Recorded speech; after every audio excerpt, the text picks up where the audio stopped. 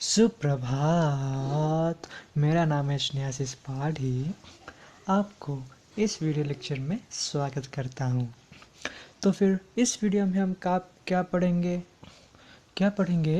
कुछ खास या कुछ खास ही पढ़ेंगे और वेरी वेरी इम्पोर्टेंट भी है ये। क्यों इम्पोर्टेंट है वो सारा हम इस वीडियो में पढ़ेंगे, जो कि कैरेक्टर एक्ट 1833, इस एक्ट के अनुसार कंपनी रूल जो कि चल रहा था in the period after Buxar war, उसमें कौन कौन सा इम्प्लीमेंटेशन गवर्नर जनरल ने किया है, और जो कि वारेन हेस्टिंग भी बोल सकते हैं। 1833 में कौन कौन सा एक्ट भी लागू हुआ है, वो सारा हम इन डिटेल आपको एक्सप्लेनेशन के साथ इस वीडियो में पढ़ेंगे। माफ़ कर देना अगर थोड़ा कुछ गलत हो गया तो, लेकिन अगर पहली बार आए हो तो जो भी यूट्यूबर्स बोलते हैं वही मैं भी नहीं बोलना चाहता हूँ। आपको अच्छी लगे तो कर देना, नहीं तो छोड़ देना, ठीक है। उसमें कोई बात नहीं है, ठीक है। लेकिन हम क्या पढ़ेंगे इसमें? कैरेक्टर एक्ट 1833 कंपनी रूल के अनुसार इसमें से कौन सा ऑप्शन राइट ऑप्शन है? अगर पहला नंबर ऑप्शन देखें तो were left in control for further 20 years। अगर एक territorial position of British east India company were left in its control for further period of 20 years, इसका मतलब ये है कि हर एक को 20 years का टाइम एक्सपेंशन दिया गया है। Superintendent direction and control of whole civil and military administration of the company territories were vested in the governor general of India. ये भी ठीक है, क्योंकि हर एक इम्प्लीमेंटेशन के लिए हर एक का रहना ज़रूरी है, और administration, land revenue system, superintendent और मिलिट्री का अथेंटिकेशन भी करना ज़रूरी है। तीसरा है 24 to 18 of which 6 were the nominee of the crown. इसका मतलब है एक गलत है, क्योंकि हर एक means India is a democratic country, not a democratic country in 18 और 19th सेंचुरी भी बोल सकते हैं। अगर डेमोक्रेटिक कंट्री नहीं है, रूलिंग करने में भी बहुत तकलीफ़ होगा। क्यों तकलीफ़ होगा? अगर नंबर ऑफ़ पार्टिसिपेंट डिक्रीज होंगे, तो फिर रूलिंग कैसे होगा? इसीलिए ये कंपनी के एक्ट के अनुसार वो 28 से बहुत ज़्यादा बढ़ेगा, लेकिन घटेगा नहीं। इसीलिए third option is the wrong option. So right option is only 1 and 2।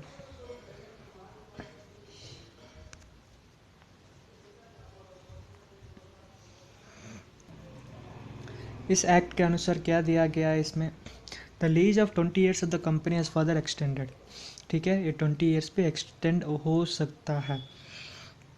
दूसरा है monopoly of the company trade and with China Adin T also ended. इसका मतलब ये है कि हम इकोनॉमी पर पढ़ेंगे तो उसमें मोनोपोली, ओलिगोपोली, वो सारा हम पढ़ेंगे। लेकिन मोनोपोली का मार्केट यही है कि सिंगल सेल मार्केट, जिसमें कोई डिमांड नहीं होता है, ठीक है, वही सिंगल सेल मार्केट भी कहते हैं। अगर हम डिस्कस करें कि मोबाइल कंपनी के बारे में, डिस्कस करें, there are an number of mobile phone which are been available. लेकिन अगर डिस्कस करें तो फिर एक ही मिनरल होता है जो कि पेट्रोलियम, एक ही बार होता है, एक ही बार वो डिमांड में आता है। सो वो ओलिगोपोली मार्केट में जाता है, अगर मोनोपोली मार्केट में जाता है, ठीक है। सो सिंगल सेल जो कि गवर्नर जनरल चाहते थे, या फिर ईस्ट इंडिया कंपनी चाहती थी, सिंगल मोनोपोली मार्केटिंग। तीसरा है immigration and technique acquisition of property in India were lifted. इसका मतलब है कि immigration and acquisition of property also lifted by the company.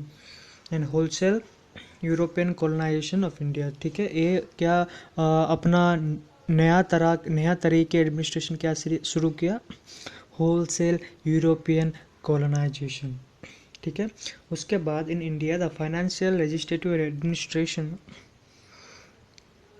Centralisation of the government was engaged. So इसमें से कौन कौन सा पॉइंट है वेरी वेरी इंपॉर्टेंट है। The governor general was given power to superintendent, जो कि हम पढ़ाई किए थे, सुपरिटेंडेंट को, एडमिनिस्ट्रेशन ऑफिसर को। और दूसरी बात है, और अपना मिलिट्री कैसे बढ़ाए, कैसे स्ट्रांग करे, वो सारा गवर्नर जनरल अथेंटिकेशन कर रहा था, और सुपरिटेंडेंट को होल पावर दे दिया था, ठीक है। उसके बाद Bengal, Madras, Mumbai and all other territorial places were complete control. इसका मतलब ये है कि बंगाल भी आ चुका है, मद्रास भी आ चुका है, और different kinds of territorial means sea port जो कि सी एरियाज है वो सारा ब्रिटिश के अंडर आ चुका है इस एक्ट के अनुसार। Character act 1833। समझ आ गया। उसके बाद the revenue were raised under the authority of the governor general who would have complain over the all the control और एक्सपेंडिचर टू। इसका मतलब यही है कि हर एक जो कि एडमिनिस्ट्रेशन पॉलिसी में अपना योगदान रहता है, वो टैक्स कैसे बढ़ाए, रेवेन्यू को कैसे इंक्रीज करे और अपना डिमांड्स को भी कैसे इंक्रीज करे, क्योंकि कंपनी का ट्रेड है मोनोपोली। समझ आ गया मैं क्या बोलना चाहता हूँ? ठीक है ना।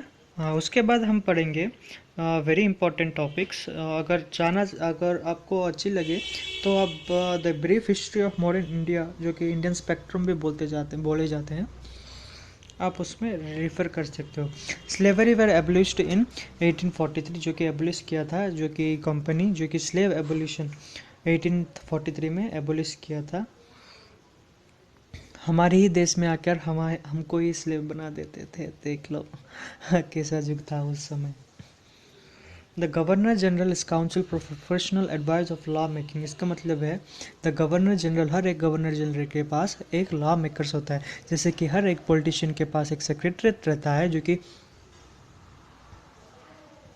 पॉलिसी इम्प्लीमेंटेशन में योगदान देता है, उसी प्रकार लॉ इम्प्लीमेंटेशन में हर एक गवर्नर जनरल के पास एक प्रोफेशनल एडवाइजर रहता है। No Indian citizen can be denied employed under the company. इसका मतलब है इस एक्ट के अनुसार none of the Indian citizen can be denied employment under the company. Company के अनुसार कोई भी इंडियन को डिने नहीं करेगा company on the basis of religion, colour and birth. ये बहुत इंपॉर्टेंट है क्योंकि अवेलेबिलिटी ऑफ एम्प्लॉयमेंट प्रोविजन बहुत ज़्यादा उस समय था। ठीक है, समझ आ गया। धन्यवाद।